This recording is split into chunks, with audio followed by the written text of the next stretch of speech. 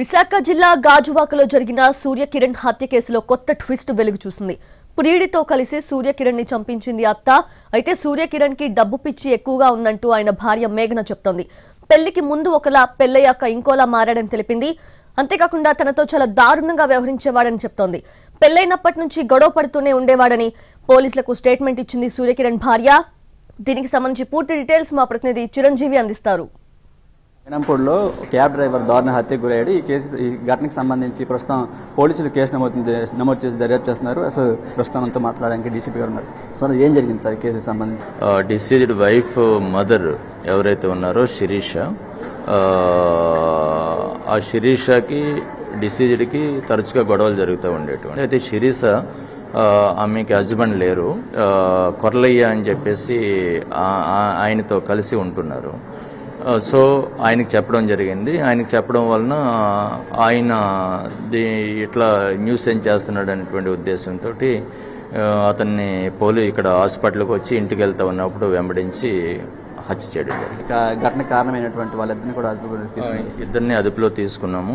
ఇద్దరిని కూడా proper sections కింద రిమాండ్ చేయడం జరుగుతుంది. ప్రస్తుతం ఆ మృతుడు వాళ్ళ భార్య ఉన్నారు, ఆవిడతో కూడా మాట్లాడే ప్రయత్నం చేద్దాం.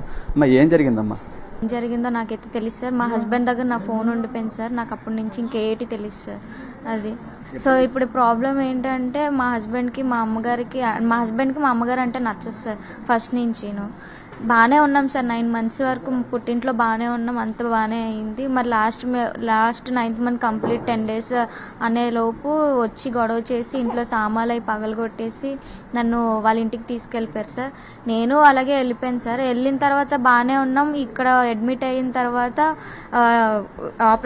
నాకు డెలివరీ అయిపోయిన తర్వాత మళ్ళీ ఏమైందో తెలీదు. మైండ్ సెట్ అంతా మళ్ళీ రూడ్గా బిహేవియర్ అంతా స్టార్ట్ అయ్యి ఇంకా మీ అమ్మని చంపేస్తాను, మీ అమ్మకి కాళ్ళు చేతులు ఇరగొట్టేస్తాను, ఇలా చేస్తాను అలా చేస్తాను అని చెప్పి 2 days నన్ను ఏడిపించారు సార్ మా హస్బెండ్ గారు.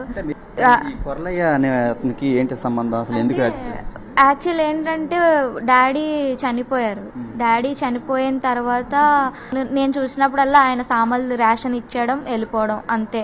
అంతకు మించి ఇంకేట్లేదు సార్. మా డబ్బులు తినేయడం కానీ ఏట్లేదు సార్. ఆయన అయితే మమ్మల్ని బాగా చూసుకున్నారు, ఇప్పుడు ఏ తక్కువ చేయలేదు. అంతా కూడా మీకు, మీ హస్బెండ్కి, మీ మదర్కి ఉంటే ఇతను వచ్చారు కదా, ఇతను ఎందుకు చంపాల్సి వచ్చింది? యాక్చువల్లీ ఈ ప్రాసెస్ అంటే నాకు తెలుసు సార్. నాకైతే తెలీదు. ఎందుకంటే హాస్పిటల్లో నేను ఇప్పటికే 11 days అనుకుంటే అడ్మిట్ అయ్యి. సో బయట ఏం జరుగుతుందో నాకు తెలీదు. నా ఫోన్ నా హస్బెండ్ వాడుతున్నారు.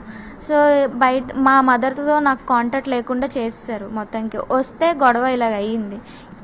సో నాకు ఇంకా తర్వాత ఫోన్ నా దగ్గర లేకపోయేసరికి బయట ఏం జరుగుతుందో నాకు తెలీదు.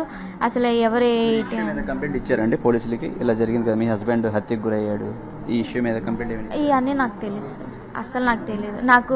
నాకు అసలు యాక్చువల్ ఆయన చనిపోయారనే విషయం కూడా నాకు తెలీదు. నాకు అసలు తెలియదు సార్. ఇంటికి వెళ్తున్న సమయంలో హత్యకు గురి కావడం జరిగింది. ఈ ఘటన మీద పోలీసులు అయితే కేసు నమోదు చేసి దర్యాప్తు చేస్తున్నారు. కెమెరామెన్ సురేష్తో చిరంజీవి, NTV, అగనంపూడి నుంచి.